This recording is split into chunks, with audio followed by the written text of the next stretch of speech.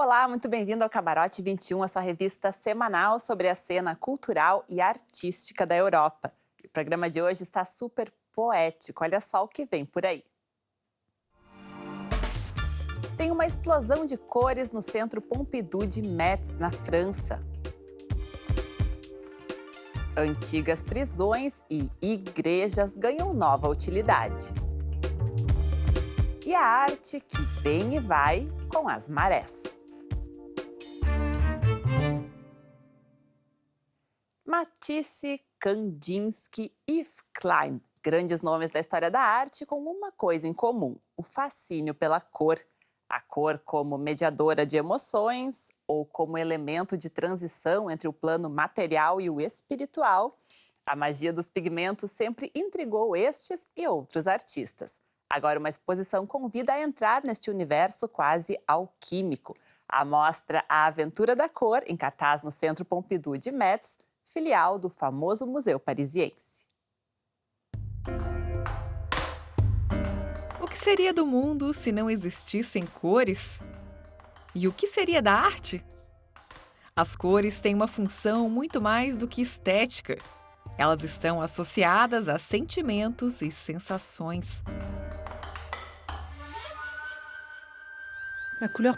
Minha cor favorita é rosa. Ela representa clareza e delicadeza. Laranja, porque é uma cor alegre, que te deixa feliz. Eu gosto da cor vermelha, porque é uma cor quente, representa amor e paixão. Azul, porque é uma cor muito bonita, é a cor do céu, a primeira que vejo quando acordo, e existem muitas variações. Azul, uma cor celestial também para o pintor Vassily Kandinsky. Ele tinha uma teoria própria. Azul representava o sobrenatural, dourado mundano. Kandinsky era viciado em cores. Até mesmo a paleta de tinta dele se tornou obra de arte. Seu contemporâneo, Henri Matisse, foi além. Para ele, a cor era ainda mais importante que o tema da pintura. Era uma maneira de expressar sentimentos. Foi assim que Matisse se tornou um dos fundadores de um novo estilo, o fauvismo.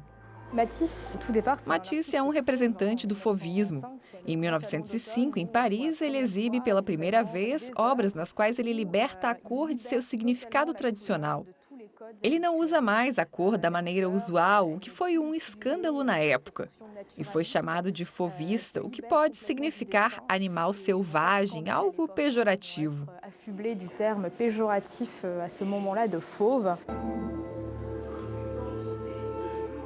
Em determinado momento, Henri Matisse abandona a pintura e se dedica à colagem de papéis coloridos.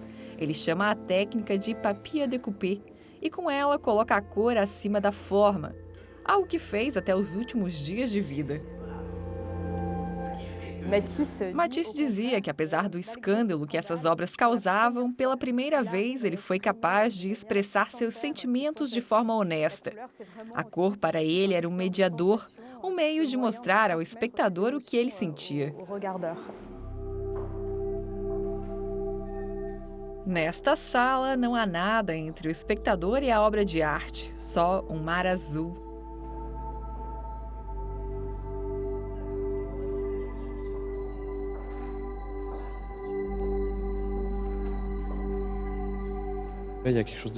Ela tem um efeito muito intenso, parecem nuvens. A pessoa realmente se sente em outro mundo. A cor me acalma, é uma experiência muito relaxante. Uma piscina azul representa a cor em sua forma mais bruta. Para o artista Yves Klein, a aventura da cor era uma experiência monocromática. Para Klein, essa é a transição para o imaterial. Não há quadros nas paredes, apenas pigmentos coloridos no chão e que ficam ali simplesmente pela ação da gravidade. Esta obra o ajudou a repensar a pintura e a abrir novos caminhos explorando uma única cor. A exposição L'Aventure de la Couleur, a Aventura da Cor, fica em cartaz até 22 de julho de 2019 no Centro Pompidou, na cidade de Metz, na França, uma filial do Museu Parisiense. Prédios antigos, novas funções, e isso com construções bem particulares. Na Europa, penitenciárias e igrejas passam por transformação e ganham novo uso. Estamos na penitenciária da cidade de Breda, na Holanda. Aqui, durante mais de 100 anos, a vigilância foi severa e uma fuga quase impossível. Mas em 2014 o local foi desativado, já que nos últimos anos o índice de criminalidade diminuiu significativamente na Holanda, o que resultou em excesso de celas.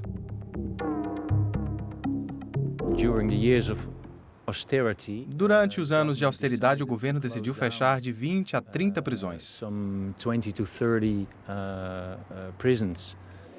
Agora, a função da penitenciária de Breda é outra. Quem quiser pode, literalmente, pagar para ser preso.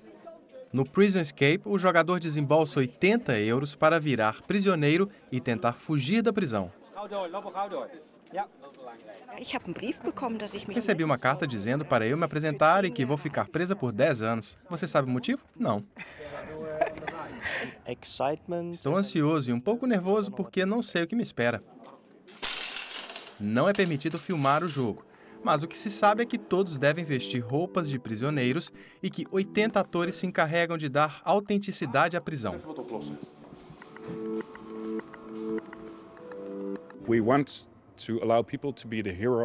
Queremos que os jogadores sejam heróis de seu próprio filme. Muita gente viu Prison Break, Um Sonho de Liberdade, ou Alcatraz, Fuga Impossível. Queremos que as pessoas possam viver essa sensação juntas. O jogo dura 3 horas. Mas não apenas prisões vêm ganhando nova função na Europa. Com cada vez menos fiéis, algumas igrejas também tiveram que se reinventar alugando ou vendendo as construções. Esta igreja na Bélgica, por exemplo, virou um hotel de luxo. Uma diária por aqui custa a partir de 50 € por pessoa. Já esta igreja na Espanha optou por algo mais radical. Aqui, skatistas deram nova vida ao prédio. As rampas tomaram o lugar dos bancos e a pintura do interior deixou de lado o tom sóbrio para ganhar cores mais vivas. Desde então, a antiga igreja voltou a ser local de peregrinação, mas de outro tipo de público.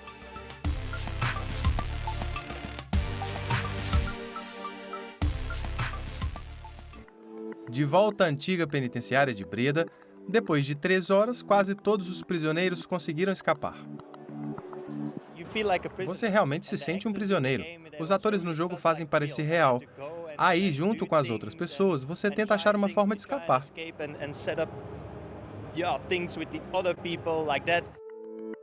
Além de palco para o jogo Prison Escape, a penitenciária de Breda, na Holanda, virou área de trabalho para startups. Exemplos de como reinventar locais desativados. Ele é um dos grandes nomes da dança contemporânea, o coreógrafo Wayne McGregor, conhecido por combinar arte e tecnologia. A mais nova montagem do britânico está em cartaz em Munique, no sul da Alemanha. Wayne McGregor é um dos grandes nomes da dança contemporânea. Coreógrafo premiado, Wayne é conhecido por incorporar elementos da tecnologia e da ciência em suas peças. Ele está em cartaz em Munique, na Alemanha, com o espetáculo Retrato Wayne McGregor. Parte do trabalho de um coreógrafo é trabalhar com o material que ele tem à sua frente. Parte da alegria de criar uma dança é trabalhar com esses indivíduos extraordinários que acabam se tornando parte do processo criativo. E, de fato, a contribuição de cada bailarino desempenha um papel importante nas coreografias de Wayne McGregor.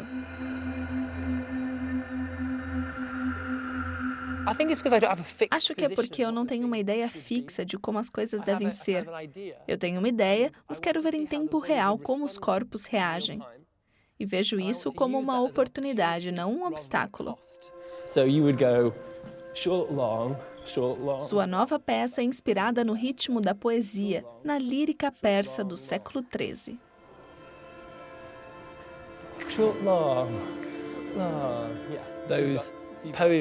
Esses poemas são bem minimalistas e têm uma ideia muito simples.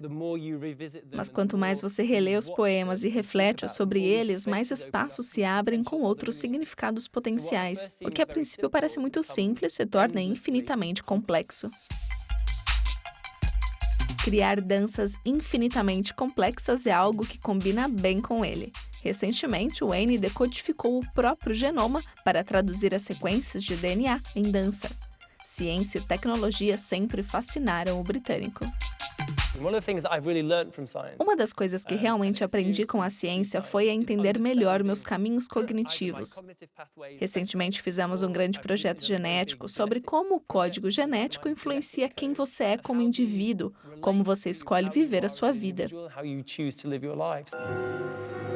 Na montagem atual, Wayne McGregor utiliza, além da poesia, a música da compositora finlandesa Kaija Saariaho em um dos atos do espetáculo. Composições com estruturas simples, mas intensas e nem um pouco fáceis de coreografar.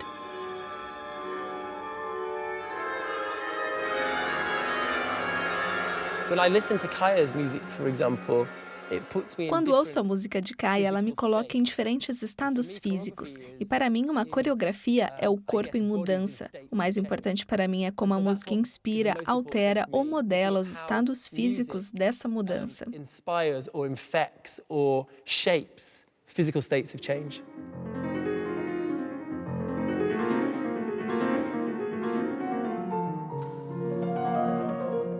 Recentemente, a companhia de Wayne McGregor fez uma performance no melhor estilo Uma Noite no Museu.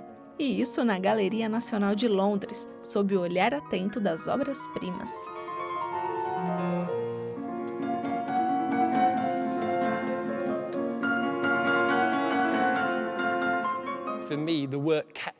Para mim, é o trabalho que te escolhe, e não você que escolhe o trabalho. O trabalho te diz o momento em que você precisa fazer isso. De certa forma, é por isso que eu realmente nunca fico sem ideias, pelo menos até agora, porque eu sempre sinto que o chamado vem de outro lugar. Eu não penso, vou fazer isso. É algo que fala comigo, eu me sinto desafiado a fazer esse trabalho.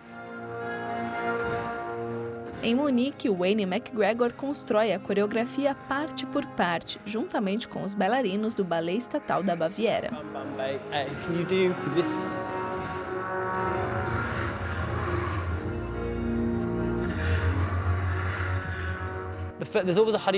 Tem sempre, digamos, um período de lua de mel. Na primeira semana estão todos empolgados. Aí eles percebem que ainda tem mais 4 semanas pela frente. Há sempre aquele momento em que você percebe que é preciso investir muita energia para alcançar o nível que gostaria.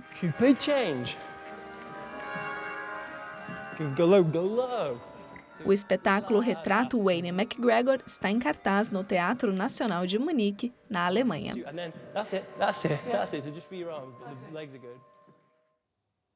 O Camarote 21 vai a um rápido intervalo, não saia daí.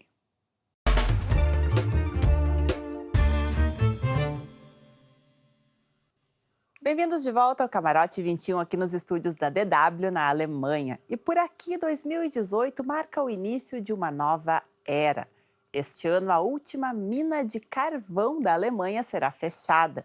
Termina um ciclo de 200 anos do Vale do Ruhr, região mineradora histórica do país. E a despedida da Era do Carvão já conta com uma agenda cultural intensa. Com 500 anos de existência, o Castelo Strunkede, no oeste da Alemanha, tem muita história para contar. Mas agora, pela primeira vez, ele vira cenário de um projeto artístico. O castelo, que é um marco da cidade de Herne, acaba de ganhar uma nova fachada, feita com 2.000 metros quadrados de sacos de juta pelo artista ganês Ibrahim Mahama. Resultado de 4 meses de trabalho com o apoio de voluntários. O objetivo do artista é representar o lado difícil da vida.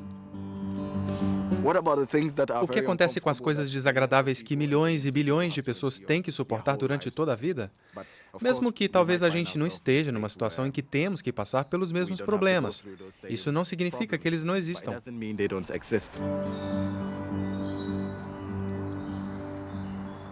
A instalação faz parte do projeto Kunst und Kohle, Arte e Carvão. 17 museus de 13 cidades da região do Vale do Ruhr apresentam diversas exposições em torno do chamado Ouro Negro. Uma tarefa e tanto para Ferdinand Ulrich, professor de arte e organizador do projeto. Com este projeto, os museus se conectam à região, expressam e afirmam a sua identidade regional. Não quer dizer que eles atuem apenas localmente, pelo contrário, e sim que eles sabem de onde vêm. O que também deixa claro que aqui cultura e arte não acontecem no vácuo, e sim que elas têm a ver com a região, com algo que fez a região ser conhecida, mas que também causou sofrimento. A região do Vale do Ruhr, no oeste da Alemanha, foi por muito tempo sinônimo de aço e carvão, mas também de um nevoeiro constante contaminado por fumaça e poeira. Numa antiga fábrica, também em Herne, estão algumas esculturas de David Nash. Elas foram feitas com a madeira das galerias subterrâneas de antigas minas do país de Gales. Ele usou uma motosserra para extrair e dar forma à madeira e depois chamuscou a superfície. Há uma conexão imediata. Temos o aspecto regional, o carvão e a obra de David Nash, que sempre pensa em grandes períodos de tempo. O projeto oferece transporte gratuito entre os locais de exposição. Na cidade de Witten, berço da mineração do Vale do Ruhr, o Märkisches Museum faz parte da programação. Aqui, as fotos de Alexander Tchekmenev mostram como vivem e trabalham os habitantes da bacia do Donetsk, na Ucrânia. Lá, as minas são consideradas extremamente perigosas. As imagens mostram uma dura realidade. Experiências que também marcaram o passado do Vale do Ruhr.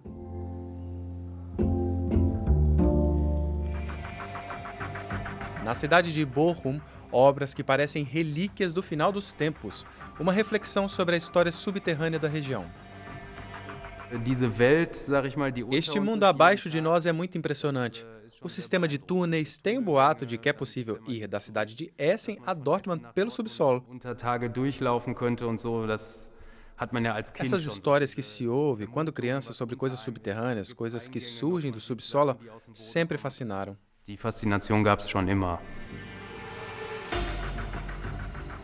O projeto Arte e Carvão, no Vale do Ruhr, na Alemanha, marca uma despedida.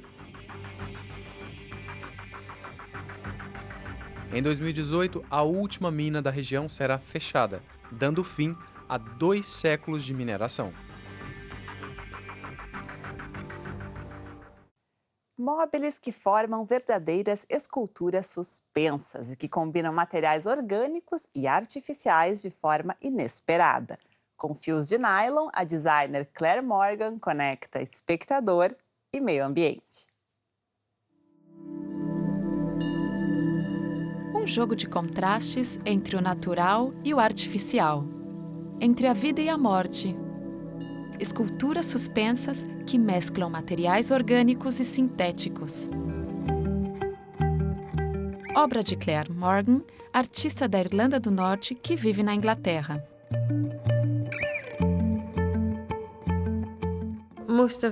Quase todas as minhas esculturas são suspensas por fios de nylon. Trabalho com materiais idênticos ou similares, como sementes, moscas ou pequenos pedaços de plástico, e faço a composição de uma forma que dê a ilusão de solidez. Na maioria das vezes, uso formas geométricas.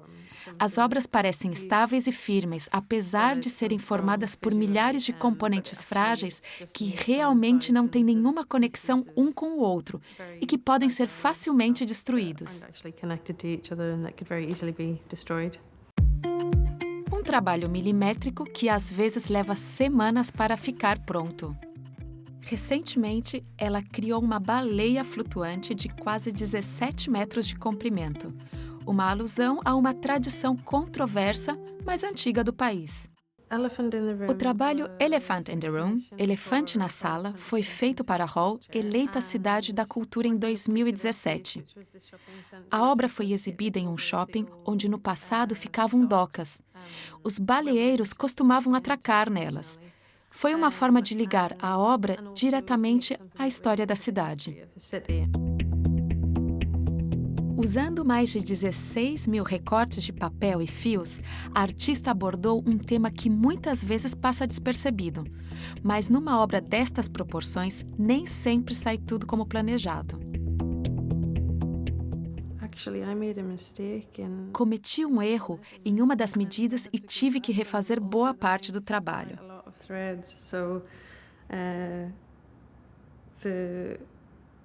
Os assistentes que estavam me ajudando foram embora em um determinado momento e eu fiquei lá sozinha, até tarde da noite, tentando resolver.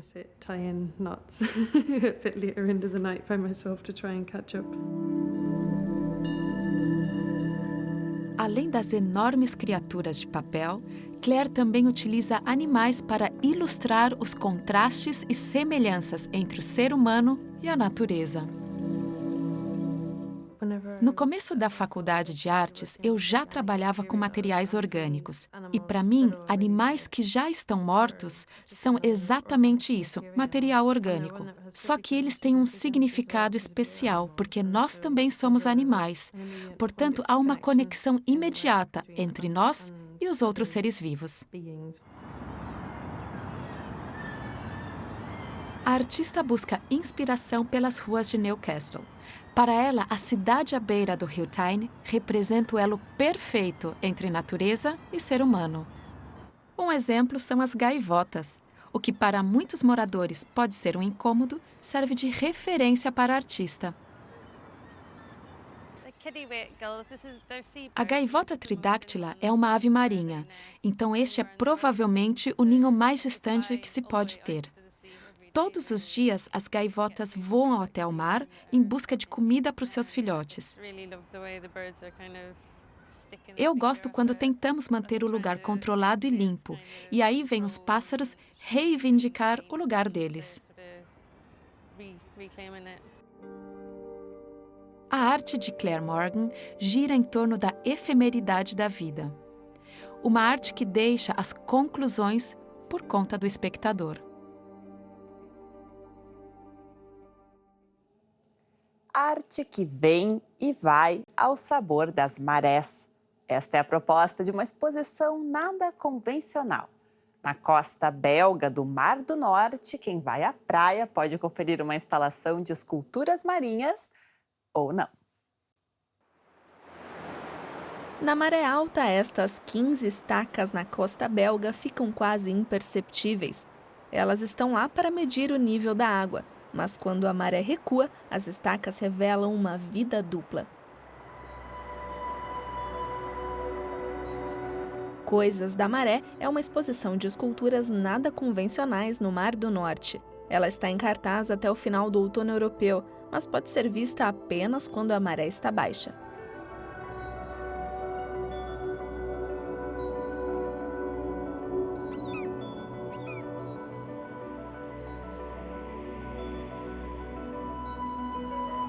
A ideia surgiu há 10 anos, quando Ingrid Sinave decidiu unir arte com o fluxo das águas do oceano.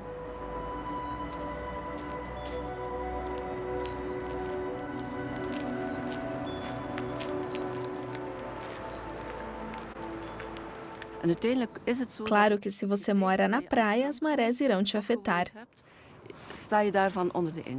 Sem dúvida, o ritmo delas vira parte do seu organismo.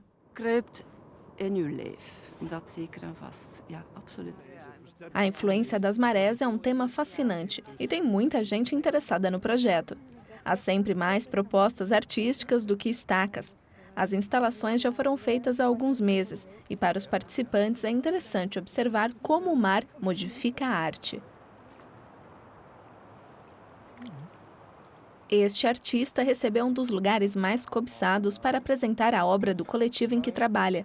A instalação simboliza a antiga conexão de balsa entre a Bélgica e a Inglaterra, e, na verdade, deveria produzir um som. Talvez seja por causa da direção do vento. A obra se inspirou no princípio musical do órgão. Também deveria se mover um pouco e fazer ainda mais barulho. A cor é simplesmente fantástica. Pátina de água salgada. O poder das ondas e a transformação fazem parte do conceito deste projeto artístico. Mark Halle batizou sua obra segundo o pensamento do filósofo alemão Martin Heidegger. O título é Estar para a Morte e representa a vida em si. As cabeças de bronze estão empilhadas e se movem um pouco dentro da gaiola. Uma delas virou completamente. A pouca influência que conseguimos exercer sobre nossas vidas é exercida aqui pelo Mar do Norte. Essa é a ideia.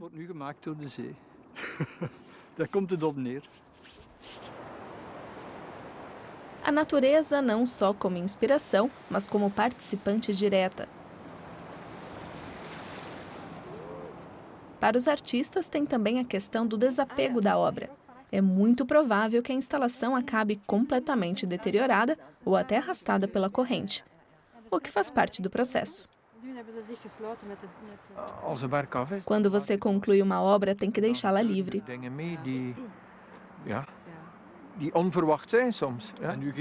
Então, coisas inesperadas acontecem.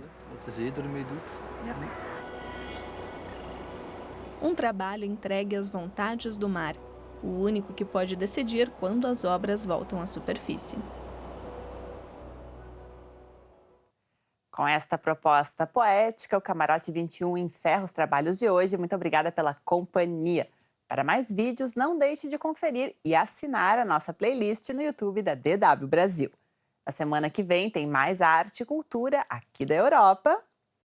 Um abraço e até lá!